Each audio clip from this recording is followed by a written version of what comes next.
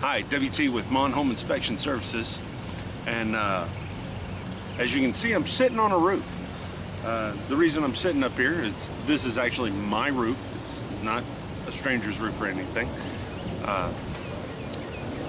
Again, home inspectors are not immune to deficiencies in their own home. Certain things have to be continually maintained throughout the life of the home. One of those things just happens to be the roof. This roof here is approximately 20 years old. This house has actually been in my family since I was in second or third grade. We moved to this house. It's now my house. It was originally my grandparents, and my mom inherited it from them, and now I've taken it over from her. So what I want to cover with you today is telltale signs of when a roof is going bad, and also showcase some of the damage that's actually on my very own roof, as well as show you some of the things that I've done to patch and repair bits and pieces of it. I added some ventilation to my attic a couple of years back, as well as radiant barrier to save on air conditioning, which shortly thereafter went out. Now we live off window units. But like I said, what I want to cover is a lot of deficiencies that you can find on a roof. So here we go. Okay, so what we have here is, you see right in here, as well as a couple of them right here, the shingles are different colors. And what's happened here is I actually came up here and replaced a bunch of shingles. This tree had grown down and touched the roof, and in order to fix it, I came up here, pulled out the old shingles, cut and trimmed, slid them back up into place, and reapplied the appropriate nails. And it looks like I've got a few more to do. I got damaged the first go round, but the roof is so close to needing replacing, I'm probably not going to do that. I might do it in a how-to video, but one thing I want to show you here is a side-by-side comparison. Okay, so what we have here is the two different shingles. This shingle over here is one of the newer ones I replaced, and this one is one of the old original ones from the last time that my family had the house re-roofed. These shingles are close to 20 years old, if not just over. I can't tell you exactly when we had this roof replaced, but I know these shingles I replaced sometime in the last 5 to 8 years. And I don't know how well the detail is here, but as you can see, there's a lot more granules on the surface here than there are here. This one's very worn. Rubbing them, it feels like sandpaper. Okay, this would be a much coarser, grittier, rougher sandpaper. This would feel more fine textured sandpaper, just to give some comparison. Here you can see a piece of the shingle is gone, probably from where I was doing patchwork and whatnot. But you see, I'm tugging up on this here, and it doesn't come up freely. All right, and as they shouldn't. Now this one down here kind of does, because the little glue strip that should be under there has deteriorated, but the ones above it are holding down as they should. Now as I pan up the roof here, we're looking back at older shingles, and from the ground I can see it a lot better than up here, but every once in a while you'll see one and the corners are kind of starting to turn up. That's a sign that the shingles are reaching the end of their life. Whether they bow up at the corners or bow up in the center, that's a sign that, you know, it's getting time to replace. Another thing is, if you look real carefully right here, you can see the black tar between the granules. This is another telltale sign that you've lost too many granules. the UV rays from the sun will actually deteriorate the felt and tar, the fiberglass and tar that hold these composite shingles together. Now, if you live in a high wind area, these shingles are okay. They'll work through about the first heavy windstorm. And right now, I'll show you pictures of my friend's roof that I went and checked out a few days ago after a big storm. Okay, so I've got two photos for you. In this first photo, you can see that I'm lifting up this shingle. It was not attached at all to the tar strip below it. And if you notice the dark crease along the top edge of it, where the next shingle up lays over it, you can see that dark line. That's where the shingle is cracked from the wind lifting it up. Now this roof's a conventional 3-tab shingle, and it probably sustained 60 mile an hour winds, 50 to 60 mile an hour winds during this storm that we had last week. My friend, he is in the process of getting his insurance claims adjuster involved. So he's working on getting this resolved. In this photo, we're looking down the side plane of his roof. And if you notice there in the middle of the screen, the shingles are starting to lift up along the edge. And it continues down for several shingles. There's 2 or 3 spots on his roof that look like this. It looks like underneath that first one that stands the tallest, it looks like there might have been some debris blown up underneath it. But while I was doing my schooling for becoming a home inspector, I actually went over and inspected this roof about 2 weeks before this storm came in, and the roof was in pristine condition, no damage, no nothing. He had a few flashing issues in and around the house, but for the most part, there was nothing wrong with the roof. But I mean, you wait for the weather to change, and lo and behold, you now have lifted shingles on this, what was a perfectly good roof. All right, got some flashing issues here to cover. What we have here is a plumbing vent on this side, and on this side is the hot water heater vent. Now, if you notice, those have shingles all the way around them. They actually went through the trouble to actually cut a hole through that particular shingle right where it needed to be so that they could put that vent pipe through it. This is not the correct way to flash your vents. The bottom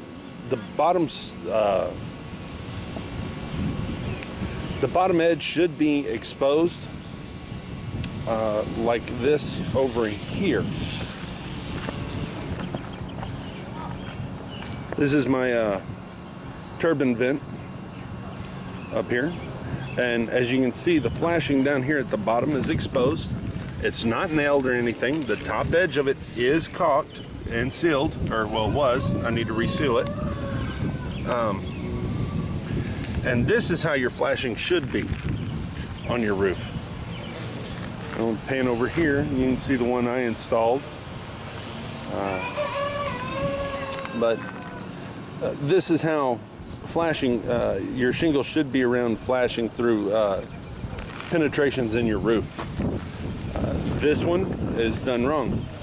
What happens is the rain gets around it and so on and so forth, and it can then work its way up underneath the shingles, allowing water to get through to the deck and so on and so forth. Okay, so back here on the back of my house, I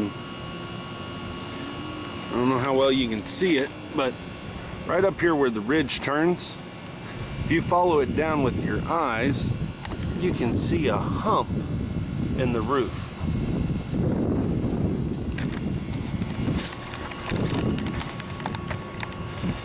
And what this is before my family bought this house, they added on a room to the back. And what they did wrong was, on the inside of the attic, which is, that area is hard to get to, so I'm not going to go in there and show you.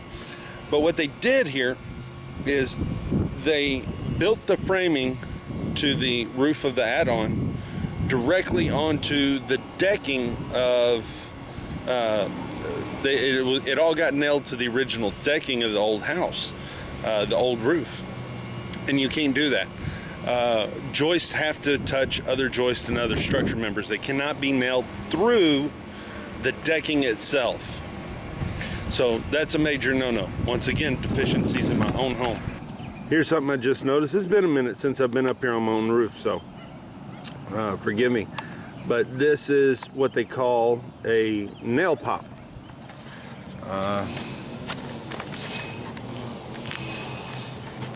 As you can see, the nail has come up through the shingle. And this is basically, if it's not already leaking water, and I haven't seen it on the inside, if this isn't already leaking water, it will be soon. So this is another thing that we look for. And sometimes the nail will just lift the shingle up instead of actually coming through it. But either way, it's a problem, and it'll wreak havoc on your roofing system, causing leaks and so on and so forth. Okay, so here we have a transition from the main roof over the house to the patio roof. This is properly flashed. It needs to be sealed right here in the corner where there's an open seam. But this, other than that, is properly flashed. There's no nail heads exposed, anything like that. Now, unfortunately, I got a bunch of debris on here I need to clean off. And I don't know if you can hear my rooster in the video, but my neighbors love me. So this is a patio roof. It's a corrugated metal roof, and this is how it should be flashed. And then right over here, you can see some damage to the roof. This looks like it was caused by either wind or trees. I'm betting wind. And over there as well, you can kind of see a couple of shingles poking up by the service drop for the electrical. It could be nails backing out. It could be debris that was blown up underneath the shingles. There's a couple of them right over here. You can see that are starting to lift up and pop up. Another one right up. Oh, where is it? Where is it? I can see it, just not there. It is. You can see one right there that's backing up. You can see the debris poking out from underneath it. So these are little things that we look for on the roof itself. If and when you ever get up on your roof, you'll notice that if you have any valleys like this, they're at a lower pitch than the rest of your roof. Do not walk in the valley. If you're going to walk on it, straddle it with your feet about a foot on either side of it. They're a great place to walk up the roof, but you don't want to step in them. You're going to crack and break your shingles, and it's not going to be good for your roof to walk in there. So keep your feet out of the valley, especially if you have an open valley that's flashed on the inside with metal. Right here you can see 4 nail heads exposed. Now this is on the ridge of the roof, and this is the only acceptable place to have nails exposed. It's not wise, it's not a great place, but it is the only place that it's allowed, is along the ridge. And usually there'll be 1 or 2 down here on the end of a ridge, or somewhere along the length of the ridge. Sometimes they'll put the whole thing from one end to the other going all one direction. The very last one they'll put a couple of exposed nails. But usually it's whichever one is the highest, and you can't cover it up whatever you do. So that's how you end up with exposed nails here. Now the trick to maintaining this so it doesn't leak into your home is you have to come up on your roof every year, every other year, and with some roofing cement and recover those nails so that they don't rust, decay, and end up causing a leak. And looks like we got another damaged shingle here. Let me show you this. Right here, you can see a dark line along the top. That's where that shingle caught wind and lifted up, and lo and behold, a nail pop right underneath it. Now you can see where that tar strip that I mentioned earlier used to be. Now it goes all the way across, and as the roof heats up in the summer, it kind of melts down and the weight of the shingle goes down on it. And push that nail back in a little bit. Yeah, it's been pookied up. I so need a new roof, guys. But you can see where the wind has grabbed it. It's bent it back. This is what's considered a cracked shingle. It's not gonna withstand much more before this just flat gets ripped off. And of course you can see one that I replaced right up here. Didn't see that one needing replacing.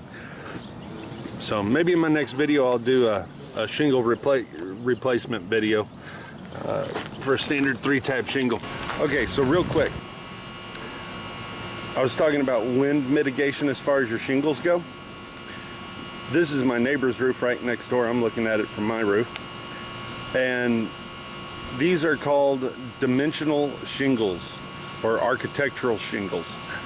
These hold up to wind a lot better. There's also something called T-locking shingles that a lot of homes that are used a lot around Denver, Colorado, and in that area, and they are by far superior in wind mitigation. So those are architectural shingles, and living down here on the Gulf Coast where we have hurricanes and whatnot, these are actually a superior shingle to a 3-tab shingle. They also last a few extra years. If you have the means to fork out for the nicer shingles when it comes time to re-roof your house, I highly recommend it. It'll last you longer, it'd be a better investment, and honestly they just look really nice on your roof compared to the old-fashioned 3-tab shingle. So now that I've been up here on my roof walking around, I'm getting all hot and sweaty and nasty, and you know, it's Southeast Texas, so it always feels hotter than it really is. But I'm glad I could bring you some of this information. It was good for me to get up here on my roof. It's been a while since I've been up here. Looking at it now, I realize I'm in dire need of a new roof. So I might be doing it myself. I might be hiring it out. I don't know yet, but I'll cross that bridge when I get to it. So I hope you learned some stuff here about the roof. One of the things that you really look for from the ground when you walk up to the home, your prospective home to buy, or even your home that you own right now, look up the plane of your roof, and if you see the corners of your shingles starting to bend up, or if it's what they call fish mouth, which is bowed up in the middle or cupped, or you know, if it's bending any way other than laying flat and following the contour of your roof, your shingles are more than likely going bad. A good way to get up there is look at it. You know, if you don't know how to judge whether or not a shingle has lost too many granules or something like that, go down to Home Depot or Lowe's, your local hardware store, roofing supplier, and look at a shingle. They'll have them out there on display. You can touch them, you can feel them. They usually have a busted package laying there on the ground somewhere, and you can feel the texture of the way the shingle should be. And then climb up on your roof and just remember how that was and compare with your memory the condition of your current roof. If you can see black spots coming through your granules, which is hard on black roof, but most people don't have black roofs. But if you can see black spots coming up through it, you've lost too many granules. You can see black lines, you've had wind damage and that shingle's cracked. So it's just do some research. Make sure you get a qualified, reputable roofing contractor. Someone that knows what they're talking about. Usually you can consult your insurance agent if you've had storm damage, or just your insurance agent in general might be able to point you in the right direction, or real estate agent can point you in the right direction. Better Business Bureau has never led anybody astray as far as I know. So, you know, do some research, find the best person. Cheap isn't always better. So, happy house hunting. It's been great talking to you. Have a good one. Come on, Larry, make some noise.